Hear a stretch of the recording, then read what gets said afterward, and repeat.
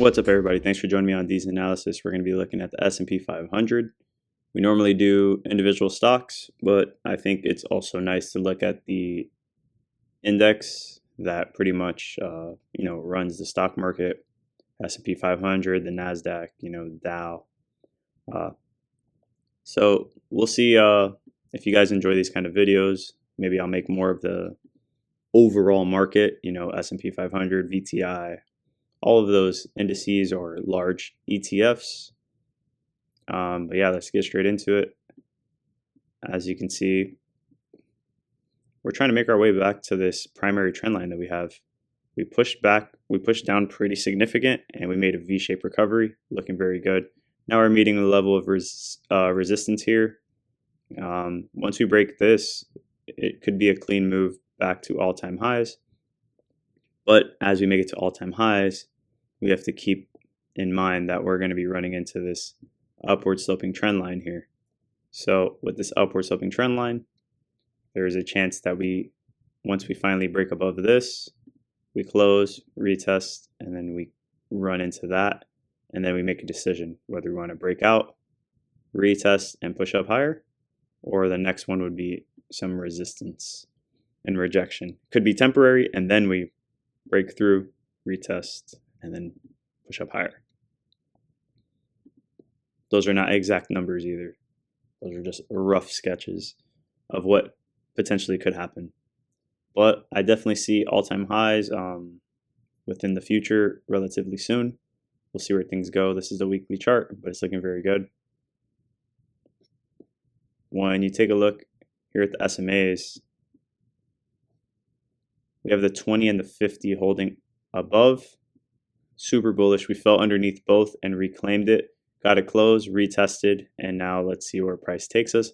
Hopefully we don't fall back below, and we use this as a trampoline to push up higher. Last time we claimed the 20 and the 50 at the same time. You can see what happened.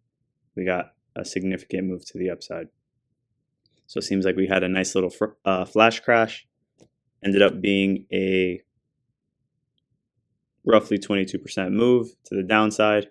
And now we are currently only down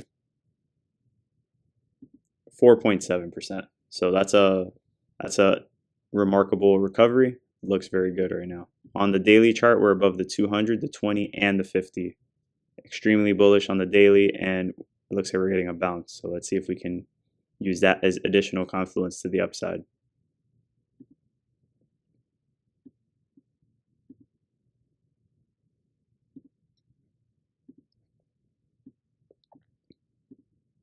On the weekly RSI, looks like we got an inverse head and shoulders. We pushed up higher. We broke above this yellow moving average, and now we're making higher highs and higher lows. Pushing up higher, we broke above this midline of the 50, and we're pushing up. So let's see if we can make it to overbought territory and get a nice extended move above this 70 region. And here on the daily, we're looking good. Higher highs and higher lows. Took a smaller dip to the downside, but recovering right now. Let's see if this is another inverse head and shoulders and pushes up to the upside and tries to claim this move. So it took a sharp move down. So once we break this point of about 61 and we break this yellow moving average, we might be able to get a sharp move back to the point where we're sitting around 70 here on the daily RSI. But overall, the RSI and the strength on the SP 500 is looking very good right now.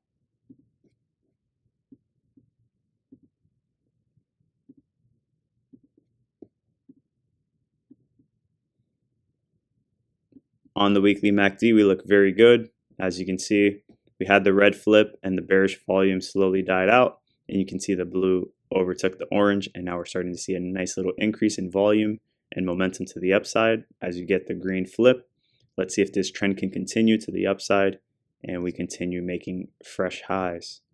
And on the daily MACD, it looks like we're trying to flip bearish, but this can always just bounce. The blue line can bounce off the orange and continue up higher.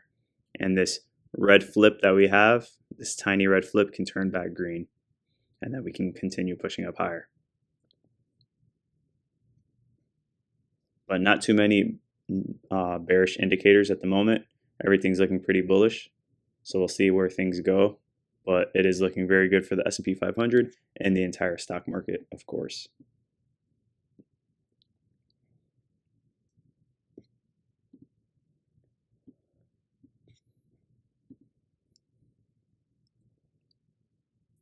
So in a bearish direction, if you were to pull here, your golden zone was at the 0.5 to the 618. So where we could have seen a lot of resistance would have been in this zone right here, 0.5 to the 618. But we closed above it, which is perfect, retested, pushed up past the 786, and now we're fighting with the 886 right now. So the 886 is the last line in the sand before this bearish move is completely done. There's literally no argument saying that there's any kind of bearishness. I know, people have already flipped bullish, but in terms of the technicals and this Fibonacci sequence, we're technically bearish until we pass this 886. Once we pass this 886, all bearishness is thrown out the window. There's really no bearish arguments on the larger time frame. And in the bullish scenario, it hit the main zone that we always speak of, the 0.5 to the 618, the golden zone. As you can see, when you pull from here to here, this flag pull up here, only thing that matters is everything to the right, because this is our point that we're pulling to, the top here of this candle. And you can see we made it to the 618 and got a sharp move up. So that's an extremely bullish sign. And if things continue to go well on the economic standpoint for unemployment and inflation, then this thing can continue to rally. So let's see where things take us.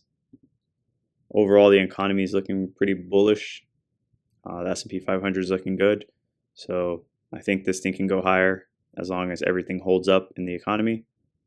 You guys let me know if you want more videos like this, more broad topics.